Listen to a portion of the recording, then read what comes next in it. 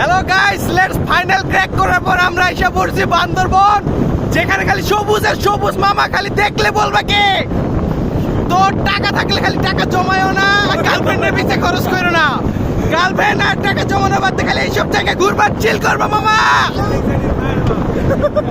Exam fail করলো কোনো ব্যাপার নাই। Let's see the view bro. আমরা এখানে একটা হাম্বা দেখতে পাচ্ছি, যার শরীরে কিছু নাই।